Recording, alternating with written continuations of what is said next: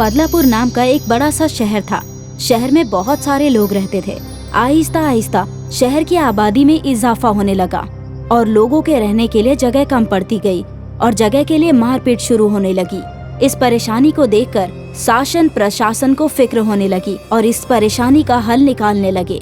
देखिए तिवारी जी, बदलापुर की जमीन अब और ज्यादा आबादी बर्दाश्त नहीं कर सकती। हमें लोगों की रिहाइश का कोई और इंतजाम करना होगा। लोगों को दूसरी जगह शिफ्ट कराना होगा। जनाब आप फिक्र ना करें, मैं और मेरा पीए दुबे हम दोनों बदलापुर से बाहर कोई जमीन देख कर आते हैं। चलो दुबे। इस तरह अफसर तिवारी अपने पीए दुबे के साथ मिलकर बदलापुर से बाहर जमीन देखने लगा और कुछ दिनों बाद उसे बदलापुर से बाहर एक बहुत बड़ी जमीन मिल गई। दुबे, ये जमीन बिल्कुल सही है।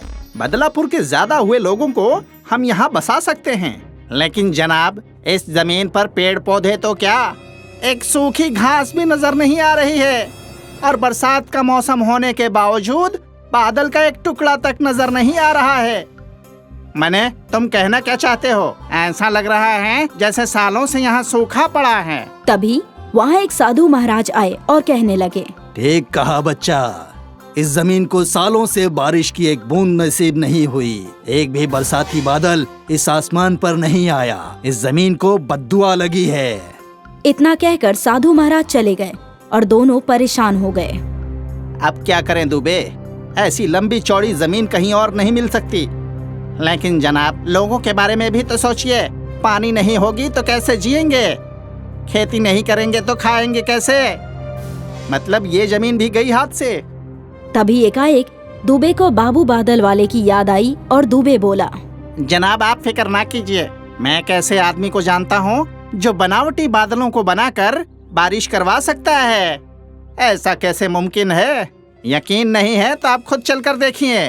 फिर क्या, दोनों गाड़ी में बैठकर बाबू बादल वाले के गांव में पहुंच गए। बाबू बादल वाला पास के खेत में काम में मशरूफ था। तिवारी और दुबे ने देखा कि उसके खेत के कपास काफी मोटे मोटे थे। दोनों ने जाकर बाबू बादल वाले से मुलाकात की। ये तिवारी की समझ से बाहर था कि यह आदमी बादल कैसे बनाएगा। बाबा जी, आप तो कपास के किसान हैं, आप भला बादल कैसे बनाएंगे? ये कोई मामूली कपास नहीं है जनाब। इस कपास से ही मैं बादल बनाता हूँ। अगर सौदा मंजूर हो तो मैं कल ही कपास की फसल उस बंजर जमीन पर पहुँचा दूंगा और फिर बादल बन जाएंगे। बाबू का एतमाद देखकर तिवारी और दुबे खुश होकर बोले, अरे सौदा एकदम मंजूर है, कल से काम शुरू करो, हम आपको कल वहीं मिलेंगे। फिर क्या था, अगले रोज बाबू 10 ट्रक कपास लेकर उस बंजर जमीन पर पहुंच गया जहां बारिश करवानी थी। बाबू अपने साथ काफी मजदूर लेकर आया था। तिवारी और दुबे दोनों वहां मौजूद थे। बाबू ने सारे ट्रक वहां जमीन पर खाली करवा दिए और तिवारी से कहा, अब मैं इस रुई से ढेर सारे बादल तैयार करूंगा और फिर ये बादल आसमान में छोड़ दिए जाएंगे जो उड़ते उड़ते समंदर की जानिब चले जाएंगे और फिर पानी से लबालब होकर यहाँ आकर बरस जाएंगे। यानी कि अगले साल फिर से बादल तैयार करने होंगे? नहीं, ताउम्र सर्विस है। मेरे बनाए बादल आसमान में जाते ही आसमान के हो जाते हैं। फिर क्या था, बाबू अपने मजदूरों के साथ मिलकर बादल बनाने लगा और देखते ही देखते दोपहर तक उसने ढेर सारे बादल तैयार कर लिए। तिवारी और दुबे दोनों बादल देखकर हैरान रह गए और बोले, बहुत खूब, बहुत खूब। अब बस जल्दी से हेलीकॉप्टर मंगवाता हूँ। वो किस लिए? बादलों को आसमान में छोड़ने के लिए। उसकी कोई जरूरत नहीं पड़ेगी। मैं बहुत सस्ते में काम करने वाला आदमी हूँ। दुबे और तिवारी हैरान होकर देखने लगे क्योंकि मजदूरों ने बादल के साथ हैलोजन गुब्बारे लगा दिए थे। वो गुब्बारे बादलों को लेकर आसमान की जानिब उड़े। आहिस्ता आहिस्ता सारे गुब्बारे आसमान में पहुंच गए। आसमान में जाते ही सभी गुब्बारे फूट गए और फिर बादल समंदर की जानिब दौड़ने लगे और समंदर पर जाकर ठहर गए। इधर बाबू तिवारी से कहने लगा, बस अब 2 रोज और लगेंगे बादलों को पानी से लबालब होने में। तब तक हम यहीं रुकेंगे और बरसात का लुत्फ उठाएंगे। फिर क्या था, 2 रोज तक तिवारी और दुबे बाबू बादल वाले के साथ तंबू गाड़कर वहीं रहने लगे और बारिश का इंतजार करने लगे। 2 रोज बीते और फिर अचानक ठंडी हवाएं चलने लगी, मौसम बदल गया, बिजली चमकने लगी। दुबे और तिवारी और बाबू ने बाहर आकर देखा तो रुई के बादल पहुंच चुके थे। देखते ही देखते तेज बारिश शुरू हो गई और बारिश को देखकर तिवारी और दुबे बेहद खुश हो गए और बाबू बादल वाले को अपने कंधे पर उठाकर बारिश में नाचने लगे।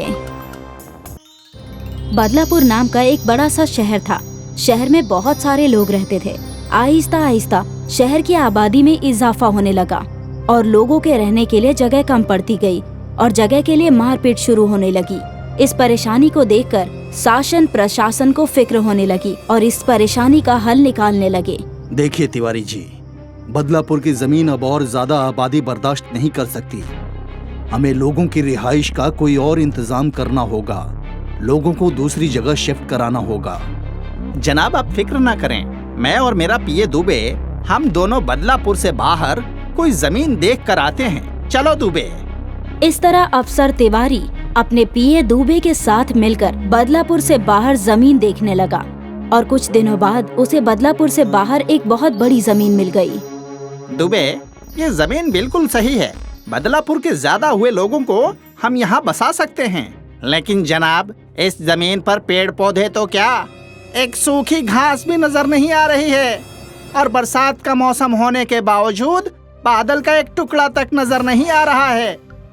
मने, तुम कहना क्या चाहते हो? ऐसा लग रहा है जैसे सालों से यहाँ सूखा पड़ा है। तभी वहाँ एक साधु महाराज आए और कहने लगे, ठीक कहा बच्चा, इस जमीन को सालों से बारिश की एक बूंद नसीब नहीं हुई। एक भी बरसाती बादल इस आसमान पर नहीं आया। इस जमीन को बद्दुआ लगी है। इतना कहकर साधु महाराज चले गए और दोनों परेशान हो गए। अब क्या करें दुबे, ऐसी लंबी चौड़ी जमीन कहीं और नहीं मिल सकती। लेकिन जनाब, लोगों के बारे में भी तो सोचिए। पानी नहीं होगी तो कैसे जिएंगे? खेती नहीं करेंगे तो खाएंगे कैसे? मतलब ये जमीन भी गई हाथ से।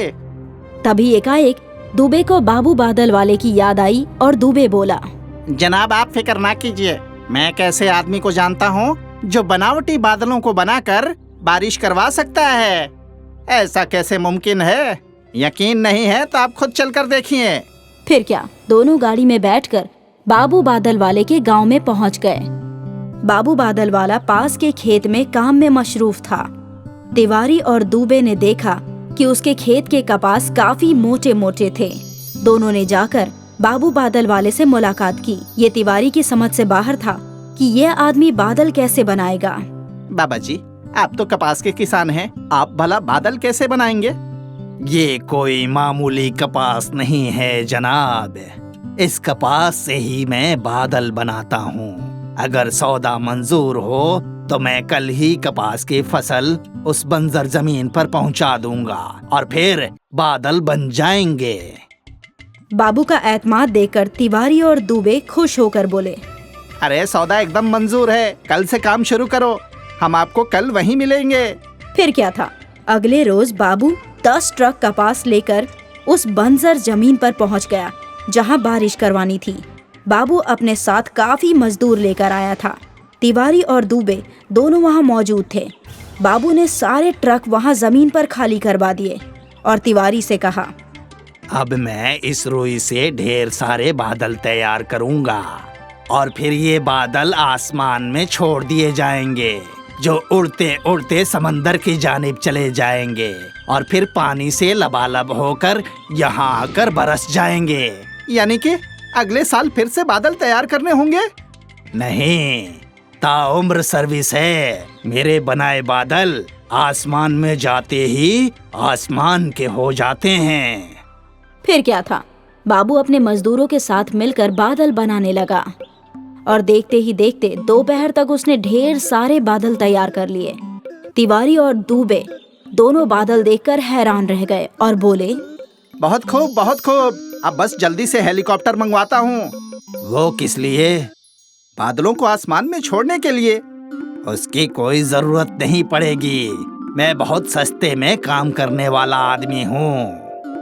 दुबे और तिवारी हैरान होकर देखने लगे क्योंकि मजदूरों ने बादल के साथ हैलोजन गुब्बारे लगा दिए थे। वो गुब्बारे बादलों को लेकर आसमान की जानिब उड़े। आहिस्ता आहिस्ता सारे गुब्बारे आसमान में पहुंच गए। आसमान में जाते ही सभी गुब्बारे फूट गए और फिर बादल समंदर की जानिब दौड़ने लगे और समंदर पर जाकर ठहर गए। इधर बाबू तिवारी से कहने लगा, बस अब 2 रोज और लगेंगे बादलों को पानी से लबालब होने में। तब तक हम यहीं रुकेंगे और बरसात का लुत्फ उठाएंगे। फिर क्या था, 2 रोज तक तिवारी और दुबे बाबू बादल वाले के साथ तंबू गाड़कर वहीं रहने लगे और बारिश का इंतजार करने लगे। 2 रोज बीते और फिर अचानक ठंडी हवाएं चलने लगी। मौसम बदल गया, बिजली चमकने लगी। दुबे और तिवारी और बाबू ने बाहर आकर देखा तो रुई के बादल पहुंच चुके थे। देखते ही देखते तेज बारिश शुरू हो गई और बारिश को देखकर तिवारी और दुबे बेहद खुश हो गए और बाबू बादल वाले को अपने कंधे पर उठाकर बारिश में नाचने लगे।